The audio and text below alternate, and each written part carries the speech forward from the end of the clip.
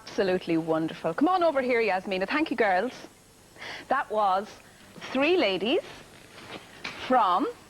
two from Dublin and 1 from France via Algeria. Hi, Mary. Yasmina, you're very, very welcome. Thanks very much. Now, a lot of people would call that dance, we've called it Eastern dance, but a lot of people would call that dance belly dancing. But you're not really quite happy with that. Well, it just kind of give this cheap image with a bra and tassels and, you know, the things that you see in cabaret. But this dance is actually very authentic, and it's come from the country that is their traditional dance, like you have Irish dance, you know, with the step. So that's what they will use. They will use this dance and dance with their hips, their arms, their torso.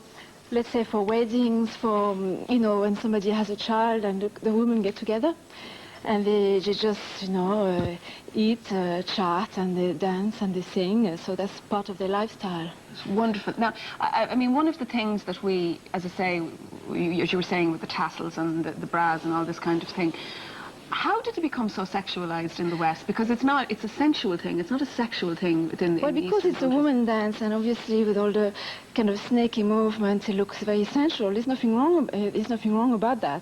But it all kind of starts back in the Oriental time, you know, back in the Victorian time.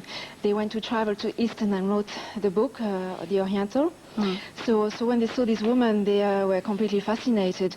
And of course, in the Victorian time, the women were wearing very tight corsets and very trim waist. So when they saw these kind of free spines floating, you know, freely, that was they were completely shocked. So that's why they wrote a lot about it. And then obviously Hollywood kind of vampirized the whole image. So that's why it stuck to it. Yeah, because it's such a healthy sense of female sensuality, you know, and, people not being afraid of their bodies. Yeah, it's very sensual, it's very gracious, but it's very bold as well. So it's both in it. Yeah, and the way you're dressed now is a sort of, you know, you use this for your show. Yeah. But in the countries where this dance is danced as a traditional dance, they dress rather differently, don't they? Oh yeah, nothing glamorous like that. Yes. It's very basic. So we have Orla here who's coming in to show us. So that's what it is. It's a djellaba. Yeah. And you can find this all the countries like Morocco, Tunisia. So that's what the women will wear, and it's you know, kind of very large. It's not really showing anything especially, but they put a scarf very tight on the hips, really low down the hips, and that will show the dance. And that's enough. You don't have to wear, or you don't have to show your tummy, or you don't have to, you know, to wear something like a bra. And It's, I think actually probably. Thank you very much, Orla. I think it's probably more essential because it is covered up, you know, and you can see everything. But it's very hard to get away from this image. That's why when I get the girls, when a new girl come in my class, I explain and I give photocopies so they can read about the whole history, you know, so they know. At the start they be attracted by the costume. They come with like bras and tassels and everything, and they add on as much as possible, and it looks really like a Christmas tree, you know, but for them I think it's great, you know, because women, they like to play around with their makeup and things just to dress up, you know, for themselves.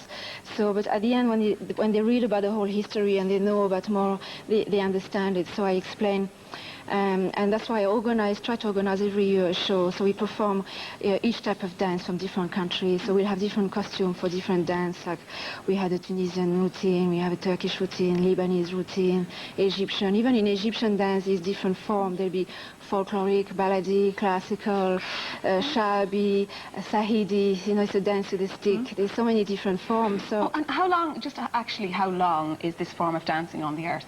Like, how ancient is it? Nobody knows. Like, it's older than the pyramids. Like, even during the Roman time, they have statues with dancers, and they have exactly the posture of the hip drop that is very Egyptian.